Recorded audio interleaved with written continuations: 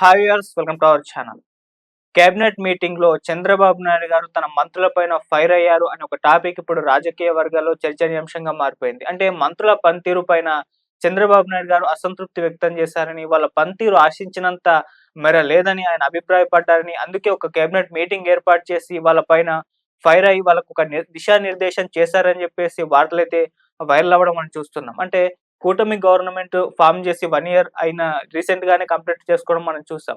So ఈ 1 ఇయర్‌లో ఆహ్, ప్రజల మద్దతు ఏ విధంగా ఉంది? ప్రజలు ఏ మేర తృప్తికరంగా ఉన్నారని జెప్పేసి కొన్ని రకాల సంస్థలు సర్వేలు నిర్వహించడం మనం కూడా చూస్తాం. ముఖ్యంగా కేకే సర్వే కావచ్చు, కంబాలపల్లి కృష్ణ గారి సర్వే కావచ్చు, ఇలా చాలా రకాల సర్వేలు అంటే కూటమి 1 ఇయర్ పాలన పైన ఏ రకంగా స్పందిస్తున్నారని జెప్పేసి ఒక సర్వే అయితే ఆ రిపోర్ట్స్ రావడం మనం చూస్తాం. అందులో కూటమి గవర్నమెంట్‌కు మద్దతుగానే దాదాపు 80% వరకు మద్దతు తెలుపుతూ 1 ఇయర్ బానే ఉందన్నట్టుగానే ఆ సర్వే రిపోర్ట్స్ అన్నీ కూడా వచ్చేసాయి. కాకపోతే కొంత అసంతృప్తి కూడా ఈ 1 ఇయర్ పాలనలో కూటమి గవర్నమెంట్ పైన ప్రజల వైపు నుంచి అసంతృప్తి కూడా వ్యక్తం కావడం మనం చూస్తాం. అంటే లోకల్ ఎమ్మెల్యేల పైన కాస్త అసంతృప్తి వ్యక్తం చేయడం, మంత్రుల పనితీరు ఆశించినంత మేర లేకపోవడం అనేది ప్రజల దగ్గర నుంచి కూడా వచ్చినట్టుగా కూడా ఆ సర్వే రిపోర్ట్స్ అయితే తేలడం చూసాం.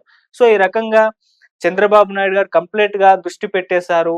ఎమ్మెల్యేల పనితీరు పైన, మంత్రుల పనితీరు పైన వాళ్ళు ఏ విధంగా చేస్తున్నారు, ఏ విధంగా ప్రజలతో మమేకం అవుతున్నారని జెప్పేసి ఆయన కూడా రివ్యూ చేస్తున్నట్టుగా కూడా తెలుస్తుంది.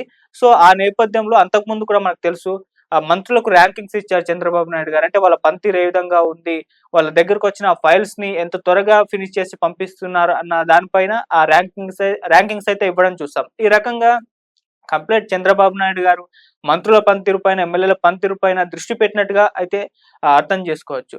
సో ఈ నేపథ్యంలోనే ఒక వైపున జగన్మోహన్ రెడ్డి గారు పర్యటనలు చేస్తున్నారు.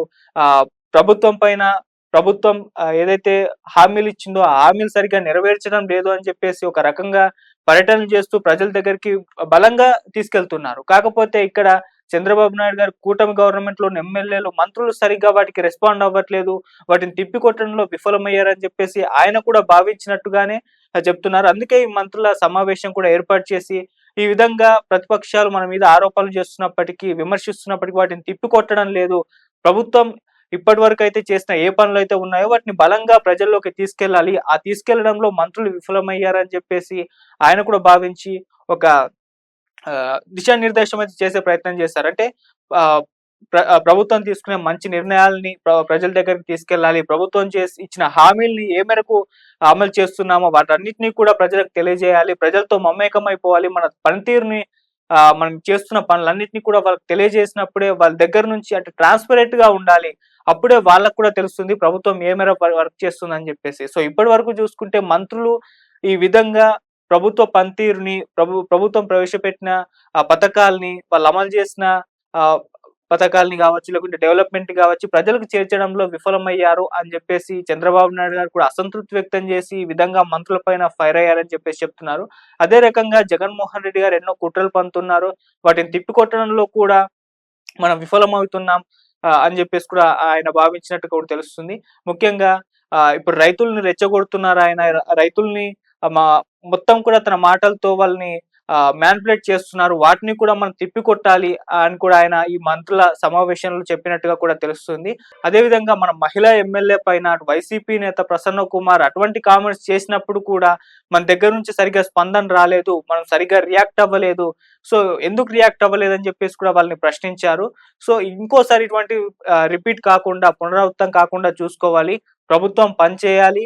పనిచేస్తున్నామన్నట్టుగా ప్రజలకు కూడా తెలియజేయాలి. మన పనితీరును ప్రజల్లోకి తీసుకెళ్ళాలి. ప్రభుత్వ పథకాలు ఏ మేరకు అమలవుతున్నాయో వాళ్ళకు కూడా తెలియజేయాలి. సో ఈ విధంగా చేస్తేనే ప్రజల మద్దతు మనకుంటుంది. అంటే ప్రభుత్వంలో ఉండడం, లేకుంటే పాలకులుగా ఉండడం వల్ల ప్రజల మద్దతు మనకు లభించదు. ప్రభుత్వ పనితీరు వల్లే ప్రజల మద్దతు మనకు లభిస్తూ ఉంటుంది. సో ప్రజల మద్దతు కొరకు ప్రయత్నించండి. ప్రజలతో మమేకమైపోండి.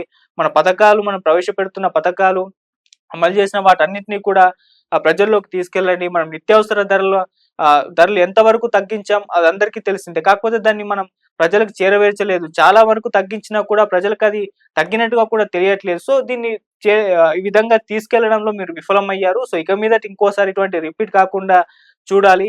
ప్రజల దగ్గరికి మన పనితీరును మనం పనిచేసే విధానాన్ని తీసుకెళ్లాలని చెప్పేసి కూడా ఆయన మంత్రులకు ఒక సూచనలు అయితే ఇచ్చారు. సో ఆ మేర మంత్రులు ఇక మీదట ఆ రకంగానే వర్క్ చేయాలని చెప్పేసి కూడా చెప్పారు. సో ఈ విధంగా చేయకపోతే మరి తీసేసి ఇంకొకళ్ళని పెడతారా అన్న చర్చ కూడా జరుగుతుంది. అంటే ఆ మధ్య 1 ఇయర్ కంప్లీట్ అయిన నేపథ్యంలో అప్పుడు కూడా ఒక చర్చ జరిగింది. మంత్రుల ప్రక్షాళన చేయబోతున్నారు చంద్రబాబు నాయుడు గారు అని చెప్పేసి. సో ఒక రకమైన చర్చ అప్పుడు జరిగినప్పటికీ అటువంటిదేం జరగలేదు. సో ఎవరైతే మంత్రులుగా ఉన్నారో వాళ్ళనే కంటిన్యూ చేశారు. సో అప్పుడైతే చేసేస్తారు. మంత్రుల్ని ప్రక్షాళన చేస్తారు. మంత్రుల్లో పనితీరు ఏ విధంగా ఉందని చంద్రబాబు నాయుడు గారు రివ్యూ చేశారు. సో అందులో చాలా మేరకు మంత్రుల పనితీరు బాలేదు. అందుకే వాళ్ళని తీసేసి కొత్త వారిని నియమించే అవకాశం ఉందని చెప్పేసి అప్పుడు వార్తలు సర్క్యులేట్ అయినా కూడా సో అటువంటి నిర్ణయాలైతే చంద్రబాబు నాయుడు గారు తీసుకోలేదు. ఇక మీదట ఇలాగే మంత్రుల పనితీరు గనుక ఉంటే ఆయన ప్రక్షాళన చేసే అవకాశం ఉంది. కొత్త వాళ్ళు మంత్రులుగా నియమించి ఛాన్సెస్ కనిపిస్తున్నాయని కూడా రాజకీయ వర్గాల్లో ఒక చర్చ అయితే జరుగుతుంది. సో ఏదేమైనా ఈ విధంగా మంత్రుల సమావేశంలో కేబినెట్ మీటింగ్‌లో మంత్రుల పైన వాళ్ళ పనితీరు పైన చంద్రబాబు నాయుడు గారు ఫైర్ అవ్వడం, వాళ్ళకు దిశానిర్దేశం చేయడం అయితే మనం చూస్తున్నాం. సో చూద్దాం ఇక మీదట ఏ విధంగా ఉంటుందో వీళ్ళ పనితీరు కావచ్చు, లేకుంటే చంద్రబాబు నాయుడు గారి రెస్పాన్స్ కావచ్చు. మనం వెయిట్ చేసి అయితే చూద్దాం. Thank you so much.